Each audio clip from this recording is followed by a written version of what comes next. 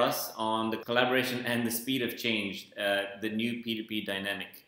Can you talk a little bit more about this and what is the key message for readers in this report? Okay, right. So new report. Exciting topic. A topic that is top of mind for those of us that are partners. Should be top of mind for P2P executives.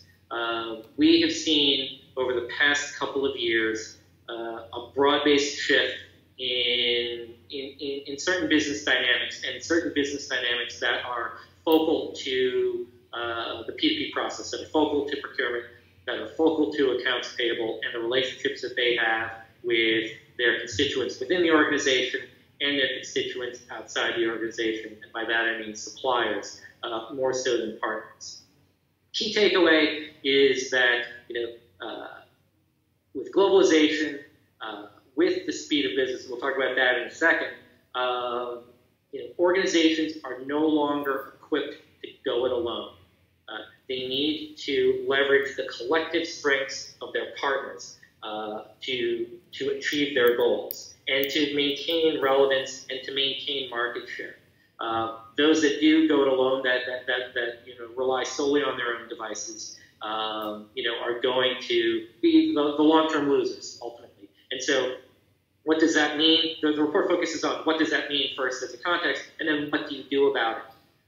So with the speed of business today, and that's really a driver, right? So the example that I use, which I think is perhaps most apparent, or one I think that's easy to grasp for our listeners and our viewers, would be the smartphone industry, right? So a decade ago, everybody was or the market share was controlled by Motorola and Nokia. Mm-hmm. New technology providers entered, disrupted, completely changed the smartphone industry, and in 5 years, those market leaders were laggards on the brink of bankruptcy, sold off and acquired, and largely irrelevant in a market that they control. And that happened in a period of between 5 and 8 years. So the consumer electronics industry is one of the most high-profile industries. That's also one of the most innovative. But the point I make, and the analogy really is that's happening in all other supply markets as well.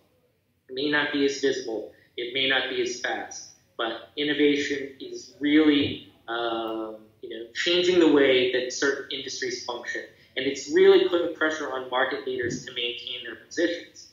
Now, how do you maintain your market share? How do and so this innovation goes beyond product, right?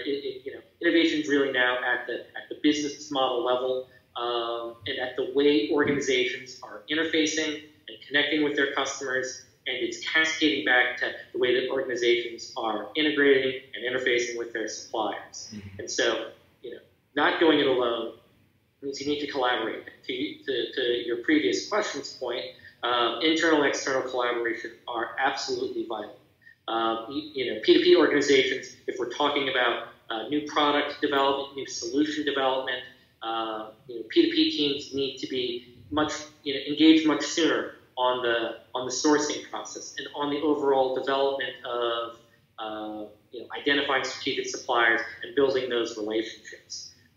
So much greater internal collaboration, and you can formalize that with process, you can formalize that with organizational design, and you can enable it with certain technologies. On the external collaboration side, organizations really need to start thinking about their suppliers as assets, and it's very different than the relationship that most organizations have with the majority of their suppliers today.